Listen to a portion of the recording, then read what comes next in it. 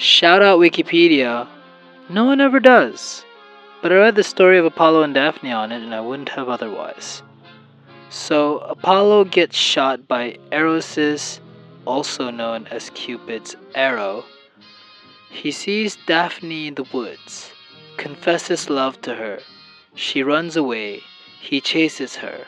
She calls her father to help, to which then her father turns her into a laurel tree.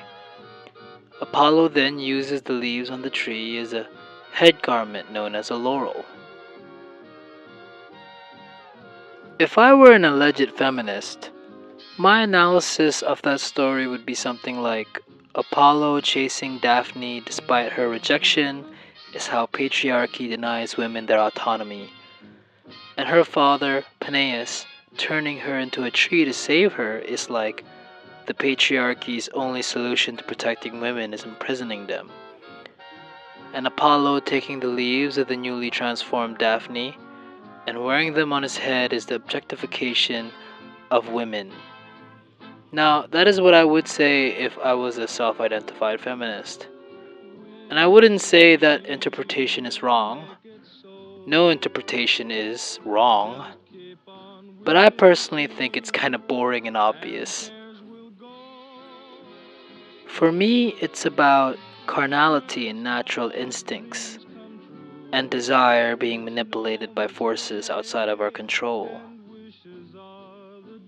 Eros' arrow making Apollo fall in love with Daphne. Daphne is a huntress. She can defend herself, but runs away on instinct. Her father, to protect her, turns her into a tree. Trees are very commonly associated with nature and the natural. That's why performative nature loving is called tree hugging. Although I do actually hug trees myself because I'm lonely. And then Apollo picks the leaves and wears them on his head, his once sexual desire turning into his desire for nature. You see, the version I summarize is from Ovid's Metamorphoses. But there is another source of the story before Ovid's, which is a painting of Apollo dancing with Daphne while holding sprigs of a laurel. Seems like they had some sort of relationship before. The only full version we know is incomplete. It's only vignettes, which is true of most of our ancient stories. That's part of the reason why I prefer my more animalistic interpretation rather than using the 20th century frameworks.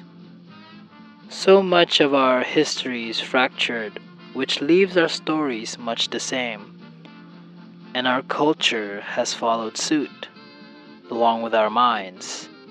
How can we evaluate something and find the problems when we don't have all the details? Maybe that's why we're not okay. We just don't know the whole story. Also, I don't know if you listen to the artist Laurel Halo. I just realized a laurel is kind of a halo. W name.